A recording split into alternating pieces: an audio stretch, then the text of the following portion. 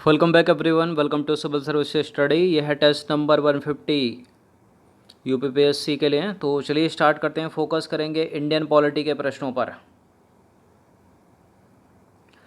तो question number 1 पर आ जाइए। उपराष्ट्रपति से संबंधित निम्न कथनों में से कोई एक जो है वो असत्य है। इनमें से चार स्टेटमेंट है यहाँ पर। उपराष्ट्रपति बनने के लिए व्यक्ति के पास राज्यसभा का सदस्य निर्वाचित होने की योग्यता होनी चाहिए और किसी राज्य की विधायिका का सदस्य इस पद के लिए जिम्मेदार हो सकता है, उम्मीदवार हो सकता है। और उपराष्ट्रपति के पद का कार्यकाल उतना ही होता है जितना राष्ट्रपति का कार्यकाल, और उसको एक औपचारिक महाभियोग द्वारा पद से हटाया जा सकता है। करेक्ट है पहला स्टेटमेंट, दूसरा भी करेक्ट है, तीसरा भी करेक्ट है, डी इनकरेक्ट है क्योंकि उसको महाभियोग के द्वारा नहीं हटाया जाता। उपराष्ट्रपति कैसे हटेगा? जो राज्यसभा के सदस्य होते हैं ना, वो सारे के सारे मिलकर मतदान करेंगे तब जाके हटेगा, मतलब उनके पूर्ण बहुमत से हटेगा। महाभियोग की प्रक्रिया उपराष्ट्रपति के लिए नहीं है संविधान में। तो उपराष्ट्रपति को राज्यसभा के ऐसे संकल्प द्वारा अपने पद से हटाया जा सकेगा जिसे राज्यसभा के तत्कालीन समस्त सदस्यों के बहुमत ने पारित किया है।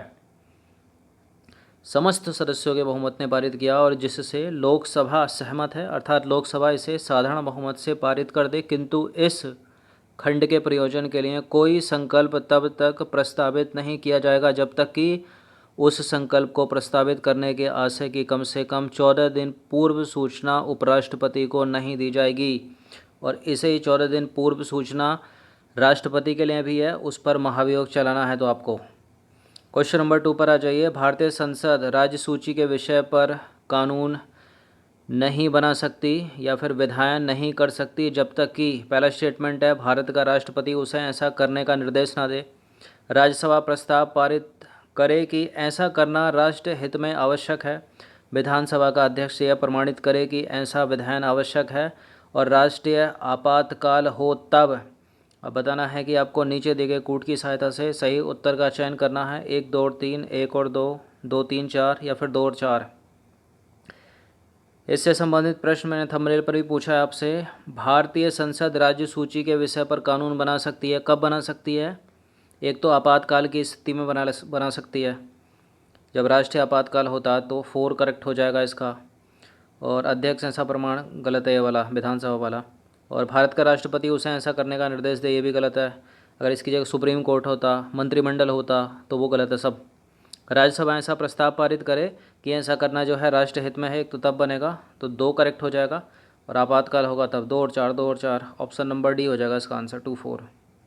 तो देखिए, सामान्यतः भारतीय संसद राज्य सूची के विषय पर कानून नहीं बना सकती या विधायन नहीं कर सकती, परंतु कुछ परिस्थितियों में संसद राज्य सूची के विषय पर कानून बना सकती है, जैसे कि राज्यसभा प्रस्ताव पारित करे कि ऐसा करना राष्ट्रीय हित में आवश्यक है और राष्ट्रीय आपातकाल हो तब।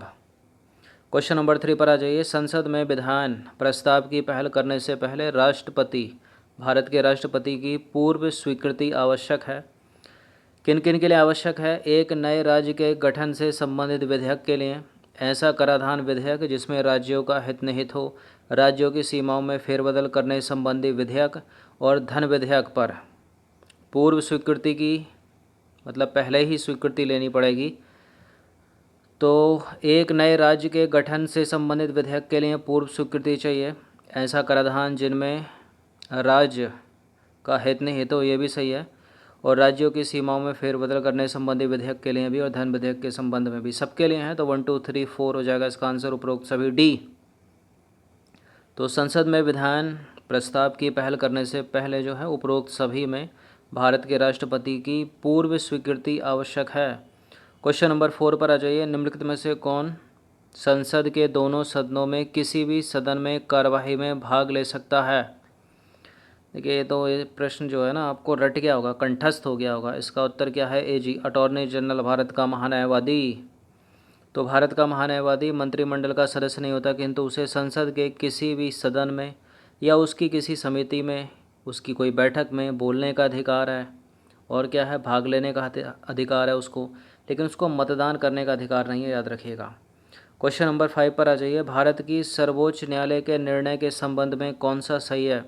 सुप्रीम कोर्ट का निर्णय तो सर्वोच्च न्यायालय को अपने निर्णय को परिवर्तित करने का अधिकार है। सर्वोच्च न्यायालय को अपने निर्णय को परिवर्तित करने का अधिकार नहीं है, गलत है। केवल भारत के मुख्य न्यायाधीश को निर्णय परिवर्तित करने का अधिकार है, गलत है। केवल विधि मंत्रालय के निर्णय को परिवर्तित करने का अधिकार है, गलत है। पहला वाला करेक्ट है, सुप्रीम कोर्ट को अपने निर्णय को परिवर्तित करने का अधिकार है। ऐसा किया था प्रस्तावना के बारे में। तो देखिए, भारतीय संविधान के अनुच्छेद 137 में उच्चतम न्यायालय यानी सुप्रीम कोर्ट को संसद द्वारा बनाए गए किसी विधि के या अनुच्छेद 145 के अधीन बनाए गए नियमों के उपबंध के अधीन रहते हुए अपने द्वारा सुनाए गए निर्णय या दिए गए आदेश का जो है पुनरावलोकन करने का अधिकार है। क्वेश्चन नंबर 6 पर आ जाइए। भारत की सरकारी भाषा संबंधी प्रावधान का संशोधन हो सकता है सामान्य बहुमत से कम 2/3 बहुमत से कम 3/4 बहुमत से, या फिर संशोधित नहीं किया जा सकता। देखिए, भारत की सरकारी भाषा संबंधी प्रावधान का संशोधन हो सकता है साधारण बहुमत से सामान्य बहुमत से। तो भारत की सरकारी भाषा में संशोधन जो है सामान्य बहुमत से हो सकता है। क्वेश्चन नंबर 7 पर आ जाइए। भारतीय संविधान की 10वीं अनुसूची का संबंध किससे है? भारतीय संविधान में 12 अनुसूचियाँ हैं, सब पता होनी चाहिए आपको किस में कौन सा प्रावधान है। मोस्ट इम्पोर्टेंट है सबसे ज़्यादा, दूसरी, तीसरी, चौथी, बहुत पूछते हैं इनको, 10वीं, 8वीं। तो इस प्रश्न को अगर आप यूपीएससी सिविल सेवा की टेस्ट सीरीज़ फॉलो कर रहे होगे तो आपको न केवल 10वीं अनुसूची से संबंधित दल बदल के बारे में, जबकि उसमें जितने भी प्रावधान होंगे सब आपको जो है कंठस्थ हो गए होंगे। तो इसका आंसर हो जाएगा ऑप्शन नंबर ए, दल बदल प्रतिरोधी विधान से। तो भारतीय संविधान की 10वीं अनुसूची का संबंध है दल बदल प्रतिरोधी विधान से। निम्नलिखित में से कौन भारत की लोकसभा और राज्यसभा की संयुक्त बैठक की अध्यक्षता करता है? ये सवाल दो तरह से पूछा जा सकता है कि संयुक्त अधिवेशन बुलाता कौन है, संयुक्त बैठक बुलाता कौन है। तो भारत के राष्ट्रपति बुलाते हैं, और एक बार वो अधिवेशन आ जाता है तो उसकी अध्यक्षता कौन करेगा? लोकसभा का स्पीकर, ऑप्शन नंबर सी। तो भारत की लोकसभा और राज्यसभा की संयुक्त बैठक की अध्यक्षता लोकसभा अध्यक्ष करता है, और संविधान के अनुच्छेद 108 में इसका प्रावधान है। संयुक्त बैठक का कैसे बुलाई जाती है? राष्ट्रपति के द्वारा नॉर्मली बुलाई जा सकती है, और जो है यदि कोई साधारण विधेयक है उसके ऊपर मतभेद है लोकसभा राज्यसभा का, तब बुलाई जा सकती है। ध्यान दीजिएगा, साधारण विधेयक के मामले में बुलाई जा सकती है, संविधान संशोधन विधेयक या फिर धन विधेयक के संबंध में नहीं। क्वेश्चन नंबर 9 पर आ जाइए। भारत की संघात्मक व्यवस्था निम्नलिखित में से किस देश के संविधान से प्रभावित है? किससे ली गई है भारत की संघात्मक व्यवस्था? कनाडा के संविधान से ली गई है, ऑप्शन नंबर ए है इसका आंसर। तो देखिए, हमारे संविधान पर सबसे अधिक प्रभाव भारत शासन अधिनियम 1935 का है, और संविधान के आधे से अधिक उपबंध या तो 1935 के अधिनियम के समान हैं या उससे मिलते जुलते हैं। भारत की संघात्मक व्यवस्था कनाडा के संविधान से प्रभावित है।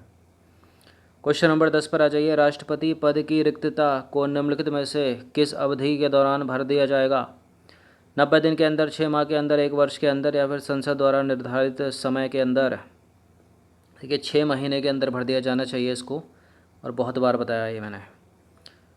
तो अनुच्छेद 62 के अनुसार राष्ट्रपति की पदावधि की समाप्ति से हुई रिक्ति को भरने के लिए निर्वाचन पदावधि की समाप्ति से पहले ही पूर्ण कर लिया जाएगा, और राष्ट्रपति की मृत्यु, पद त्याग या पद से हटाए जाने या अन्य कारण से हुई उसके पद में रिक्ति को भरने के लिए निर्वाचन रिक्ति होने की तारीख के पश्चात यथाशीघ्र और प्रत्येक दशा में 6 माह जो है बीतने से पहले किया जाएगा। 6 महीने याद रखिए इसको।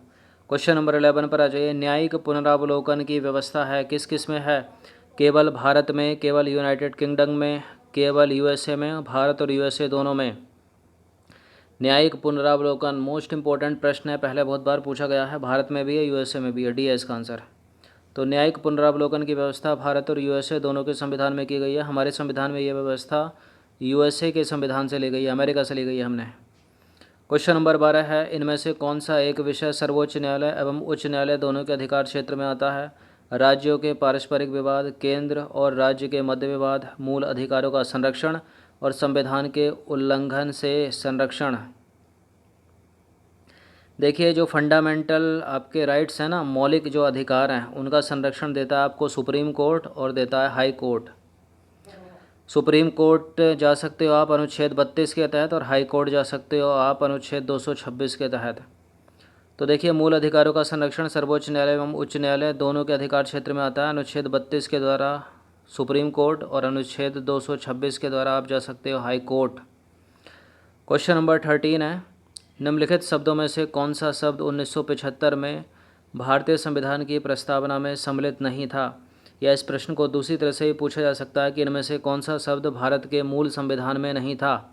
1975 इसने लिखा है क्योंकि यह शब्द 1976 में आ गया था। एक कॉन्स्टिट्यूशन अमेंडमेंट हुआ था, संविधान संशोधन, 42वां संविधान संशोधन अधिनियम, जिसको मिनी कॉन्स्टिट्यूशन भी बोला जाता है। तो बंधुत्व था 1975 तक, संप्रभु था लेकिन समानता भी था लेकिन अखंडता नहीं था। 42वें संविधान संशोधन अधिनियम के द्वारा 3 शब्द जोड़े गए, समाजवादी, धर्मनिरपेक्ष और अखंडता शब्द। तो भारतीय संविधान की उद्देशिका का 1976 में संशोधन किया गया। 42वें संविधान संशोधन अधिनियम 1976 के द्वारा संविधान की प्रस्तावना में समाजवादी, धर्मनिरपेक्ष और अखंडता शब्द जोड़े गए। 1975 में भारतीय संविधान की प्रस्तावना में अखंडता शब्द सम्मिलित नहीं था।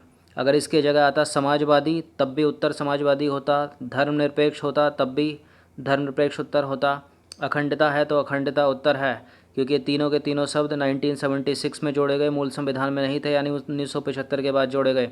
अच्छा, एक कन्फ्यूज़न मत हो जाना, ये पंथ निरपेक्ष और धर्मनिरपेक्ष लिखा जाता है, अलग अलग प्रश्न पूछे जाते हैं, एक ही बात है दोनों, धर्मनिरपेक्ष और पंथ निरपेक्ष एक ही बात है। क्वेश्चन नंबर 14 पर आ जाइए, किस संविधान संशोधन में शिक्षा का अधिकार प्रदान करने वाला नया अनुच्छेद 21A संविधान में जोड़ा गया? तो 2002 में हुआ था ये अमेंडमेंट। कौन सा था ये? 2002 में 86वां संविधान संशोधन अधिनियम 2002। तो 86वें संविधान संशोधन अधिनियम 2002 द्वारा अनुच्छेद 21 में ए जोड़ा गया, 21 का जोड़ा गया और इसमें शिक्षा के अधिकार को बना दिया गया मूल अधिकार। शिक्षा का अधिकार एक फंडामेंटल राइट्स है। क्वेश्चन नंबर 15 है, निम्नलिखित में से किस अधिनियम के द्वारा सिक्किम एक नया राज्य बना? देखिए, प्रश्न भी दो तरह से पूछा जा सकता है कि सिक्किम को सह राज्य का दर्जा मिला, किस में मिला? तो 34वां संविधान संशोधन अधिनियम। और सिक्किम को पूर्ण राज्य का दर्जा मिला तो 35वां संविधान संशोधन अधिनियम।